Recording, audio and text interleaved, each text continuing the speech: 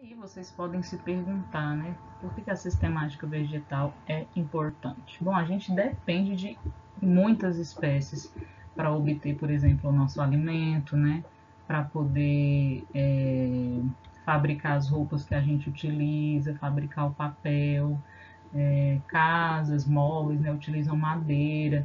Os remédios eles são obtidos a partir de substâncias presentes nas plantas, né, a borracha que é utilizada no pneu, né, em, em produtos que são utilizados em hospitais, luvas, né. Tudo isso se origina a partir de substâncias que são produzidas em plantas. E aí o que a gente conhece a respeito de planta atualmente, em grande parte, é devido a conhecimento sistemático daquela espécie, é porque aquela espécie foi descoberta, é porque ela foi catalogada, é porque ela foi estudada, né? Agora eu quero comentar com vocês um exemplo prático, né, da aplicação do conhecimento sistemático. Na década de 60, em estudos realizados sobre plantas nativas nos Andes peruanos, um botânico chamado de Hugo Hiltins, ele coletou espécies do gênero Solano. Dentro desse gênero inclui espécies como, por exemplo, o tomate e a batata. Hugo Hiltz, né, o botânico, ele pensou que esses tomates que eram selvagens, eles poderiam ser úteis no melhoramento, do tomate cultivado. Então, o que ele fez? Ele coletou, né, essas sementes dessas espécies selvagens, ele enviou essas sementes para um geneticista lá na Califórnia, né, lembrando que essa espécie era uma espécie desconhecida. E aí esse geneticista ele descreveu essa nova espécie, né? Lembrando que a descrição dessa nova espécie ela foi possível por causa do conhecimento sistemático que existia na época.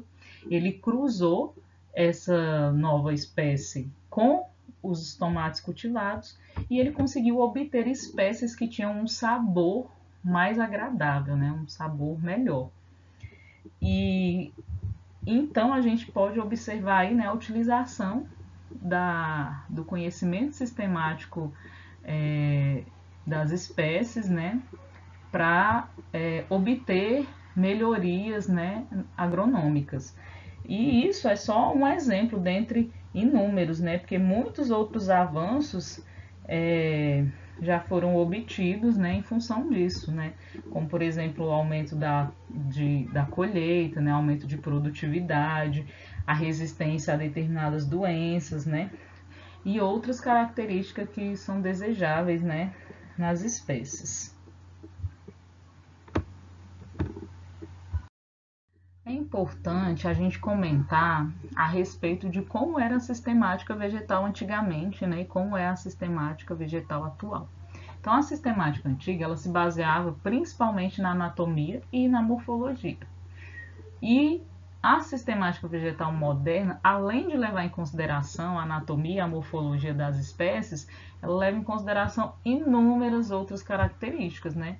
Como as que estão citadas aí, o comportamento da planta na natureza, as características genéticas, a ecologia, como as plantas estão distribuídas geograficamente, né, e as relações evolutivas, ou seja, o estudo dos antepassados daquelas plantas. Então, a sistemática moderna ela está muito mais avançada, né? Ela é muito mais precisa, né?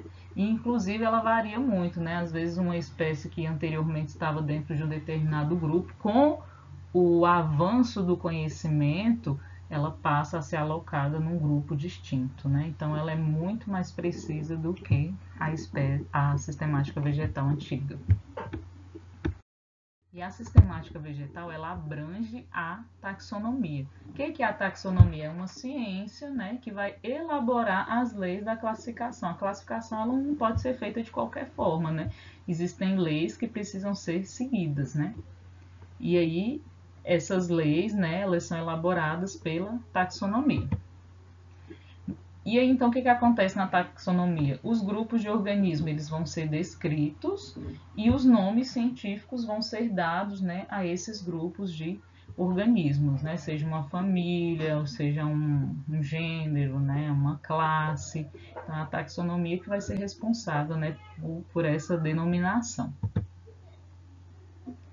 E aí, né, existe um termo que foi estabelecido pelo Código Internacional de Nomenclatura, que é o taxon, né? E ele serve para designar uma categoria taxonômica de qualquer hierarquia, né? Então, por exemplo, o termo Solanaceae é um taxon, porque é o nome de uma família. O termo Citrullus lanatus, que é o nome científico da melancia, também é um taxon, né? O nome de uma espécie é um taxon, mas a gente vai comentar melhor a respeito disso. Então é importantíssimo, gente, não confundir taxon com categoria taxonômica, tá? Então a categoria taxonômica ela é fixa, né? Vocês devem lembrar lá do, acho que no ensino médio vocês devem ter estudado isso, né? O REFI COFAGE, né? Reino, filo, classe, ordem, família, gênero, espécie, né? Então essas são as categorias, elas são fixas. Já os taxons, eles são os nomes, né, que são dados aos grupos dentro de cada uma das categorias, né? Então, o taxon Magnolioptera é um filo, o taxon Bryoptera é um filo, o taxon Malvalis é uma ordem, o taxon Aracea é uma família. Então, por exemplo, dentro da categoria família existem mais de 1.500 taxons, ou seja, o nome das famílias são os taxons, né? E a categoria é chamada de família. Dentro da categoria ordem existem vários taxons. Então, os taxons eles são inúmeros, né? E as categorias elas são fixas. Então, é importante não confundir o termo taxon com o termo categoria taxonômica, tá?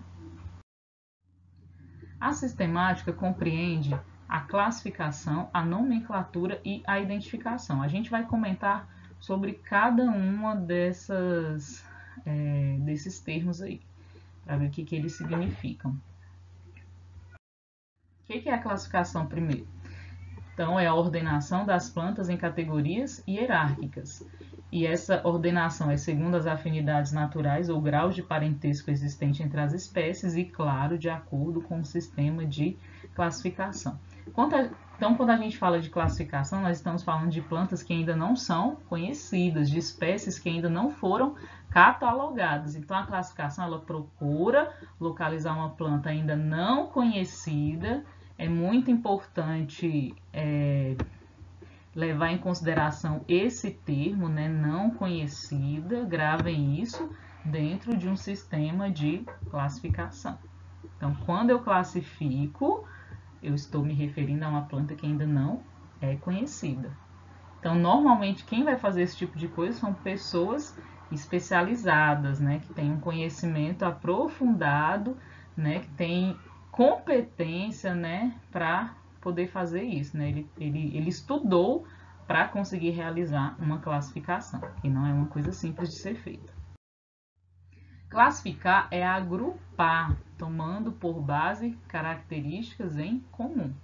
E é interessante porque a classificação é uma característica que é própria do ser humano, é inata. Embora a gente às vezes não possa perceber, ela é muito importante, ela é essencial para a nossa sobrevivência, né?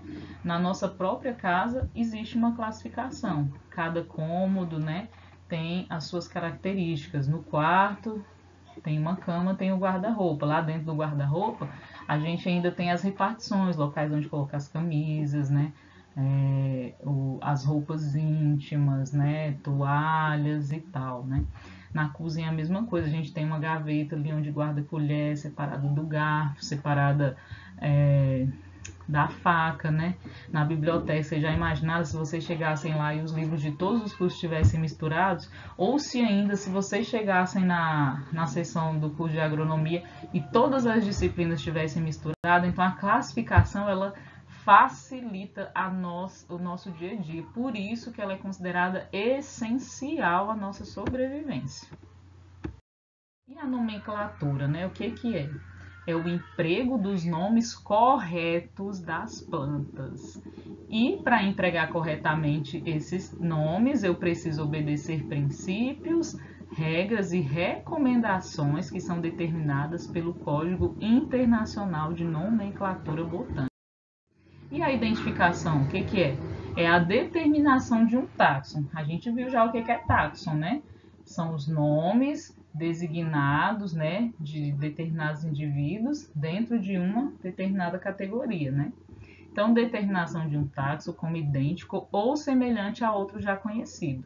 E aí, para isso, a gente pode utilizar como comparação uma essicata, né, que é essa imagem, mostrando uma planta seca, né, que ela foi coletada e identificada, né, ou seja, ela já era conhecida, ela já foi classificada, então só foi realizada a identificação, né. Pode-se utilizar chaves de identificação, que depois nós vamos ver, né, mas é um material que possibilita você tendo em mãos uma determinada planta que precisa ter características reprodutivas, flores ou frutos, né? Então, com esse material você entra dentro da chave, né? Você tendo conhecimento das características morfológicas, inserindo aquelas características ali na chave, você consegue descobrir, né, a qual família, a qual espécie aquela planta ela pertence. E pode utilizar também os livros, né, gente, para poder conseguir descobrir que espécie é aquela.